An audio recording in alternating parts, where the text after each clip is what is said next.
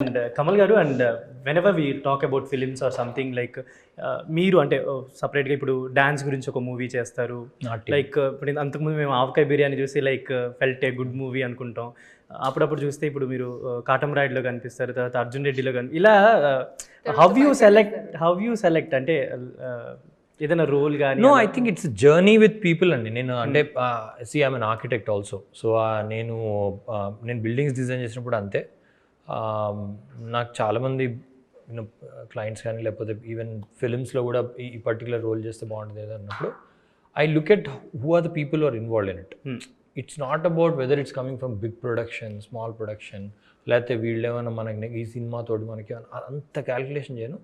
People are genuine, they're work oriented and they want to do something for in that particular subject ani నాకు అనిపిస్తే I just travel with them. It happened with Arjun Reddy. Sandeep చేసేటప్పటికి it was track record అంటే ఏముండదు, but నాకు ఆ పర్సన్ని కలవగానే I just wanted to be నేను ఈ సినిమా చేస్తున్నాను, I want to be part of it, నీతో జర్నీ చేయాలని ఉంది, ఇదే మై ఫస్ట్ ఇన్స్టింక్ట్ ఉంటుంది. అండ్ అలాగా ఇక్కడ ఒక female producer who's trying to make a mark. And మీరు అన్నట్టు ఫిమేల్ ప్రొడ్యూసర్స్ వస్తే ఏమవుతుంది, they talk about such sensitive subjects. Definitely they don't have to do about వాళ్ళ కార్నర్ ఆఫ్ ద హార్ట్ నుంచి ఏదో ఒక మనం సొసైటీ మనం దాన్ని చెప్తే బాగుంటుంది కదా అనిపించే ఒక ఎమోషన్ వస్తుంది. కాబట్టి ఈ సబ్జెక్ట్ లేకపోతే కంటిన్యూస్గా లేదు ఇది చేద్దాం అది చేద్దాం కమర్షియల్గా ఇది చేద్దాం ఉండొచ్చు, but she brought this subject. So అలాగా I want to be part of this అన్నట్టు. కళ్యాణ్ గారిది అయితే నాకు అంటే కటంబెట్ just purely because of Kalyan garu I wanted to be part of that film. But ఎప్పుడు సినిమాలు చూసినా కానీ మీరు కనిపిస్తూనే ఉంటారు నాకు. ఇప్పుడు గోదావరి చూసినా మీరు కనిపిస్తారు, ఛత్రపతి చూసినా మీరు కనిపిస్తారు, ఎక్కడ చూసినా ఐ హావ్ సీన్ కమల్ అని అనిపిస్తుంది. ఎంతమందితో ఉన్నా లైక్ మీ ప్రెజెన్స్ కానీ మీరు ఆ విధానం కానీ I will focus actually. I think I represent a Telugu common audience who wanted to be part of film. He is more like cinema, avakay biryani. ఆ subject మేము ముస్లిం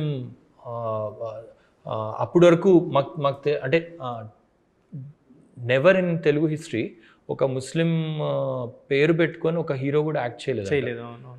అది చాలా అంటే వీ ఫెల్ట్ వెరీ ఆడ్, అంత అంటే ఎందుకుంది అలా అని. So why can't he be a hero? Why can't మన సొసైటీలో ఉన్న ఒక అబ్బాయి ముస్లిం పేరు పెట్టుకొని ఒక ఆటో డ్రైవర్. అండ్ యాక్చువల్గా సినిమా షూటింగ్ చేసేటప్పుడు మా దీని మధ్యలో వచ్చి దే యూస్ టు సే కొంచెం గడ్డం పెట్టుకొని చిన్న why should he be mass character? Why can't he be clean shave? ఒక నార్మల్ చదువుకోవాలనుకున్న ఒక అబ్బాయి ఎందుకు ఉండలేడు? మన సొసైటీలో అలానే కదా ఉండేది. So being closer to the society, మన రోజువారీ జీవితంలో మనం మన అమ్మ వాళ్ళతో ఎలా మాడుతున్నాం, మన అర్జునుడిలో కూడా ఏదో బ్రదర్తో ఎలా బిహేవ్ చేస్తాం, దట్ హోల్ ఎపిసోడ్ ఆఫ్ ఇద్దరు ఫైట్ చేసుకుంటే బ్రదర్ రిలేషన్ ఉంటుంది. బట్ అఫ్ కోర్స్ ఈ స్టోరీలో డైమెన్షన్ వేరు. బట్ అలాగా సొసైటీకి మనం రోజువారీ జీవితంలో కొంచెం రూటెడ్గా ఉన్న పాత్రలు అయితే కొంచెం ఎక్కువ నాకు అనిపిస్తుంది చేద్దాం కదా ఆడియన్స్లో. సో వెనెవర్ ఎవరైనా మీ దగ్గరికి ఒక స్టోరీ మీ క్యారెక్టర్ గురించి రావాలంటే it should be rooted or something related ఉంటే definitely no more than rooted there should be passionate. First కథ చెప్పాలని ఒక ప్యాషన్ తోటి దాని గురించి ఇది. And of course they should be very much aware of the current situation and scenario. So ఏదో subject చెప్తున్నాం, ఏదో డబ్బులు సంపాదిద్దాం అంటే ఆ వైబ్ వచ్చిందంటే I immediately get cut off. So మీరు ఆర్కిటెక్చర్ చేస్తుంటారు జనరల్లీ, మీరు ఏదైనా చేసేటప్పుడు ఏదైనా థింగ్ని డిస్టర్బ్ చేయకుండా చేయడం లైక్ ఆర్కిటెక్చర్స్కి ఒక మెయిన్ ఇంపార్టెంట్ థింగ్. మీరు దాని గురించి చాలాసార్లు కూడా మాట్లాడున్నారు. రీసెంట్గా జరిగిన ఒక ఈ ఫారెస్ట్ దీనికి ఇష్యూ దాంట్లో వాట్స్ యువర్ ఒపీనియన్ అండి? అంటే 400 acres గురించి వితౌట్ పర్మిషన్ అది జరిగింది. సో ఆర్కిటెక్చర్గా ఇలాంటి వాటిలో ఎక్కువ సోషల్ కన్సర్న్ నుండి ఇన్వాల్వ్ అయ్యే వాళ్ళకి మైండ్లో ఒక థాట్ వస్తుంది అలాంటి జరిగినప్పుడు. What your initial reaction? No, initial reaction, I think I posted on social media also that దీనికి ఒక amicable solution తీసుకురావాలి.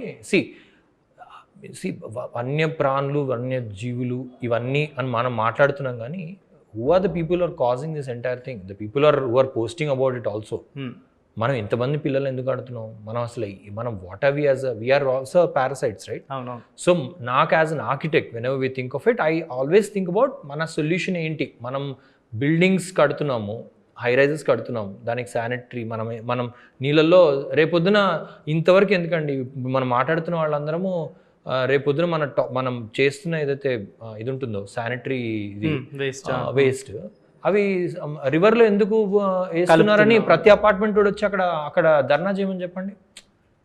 That's not how we talk. We have to talk about how do we find a solution. Nothing, అక్కడ ఉన్న ప్రాణుల్ని వాటిని ఎక్కడికన్నా translocate చేయొచ్చా, వాటికి ఏమైనా ఒక పర్టికులర్ ఇంక్లూజన్ ఏమైనా చేయగలుగుతామా, వాటికి ఏమైనా better health and better life. మనం అంటున్నాం అక్కడ ఉన్న ఇప్పుడు చిరుతపులు కానీ ఏం లేవు కదా. So this is a bigger topic, దాని గురించి మనం ఇంటర్వ్యూ పెట్టాలి, బట్ చేద్దాం.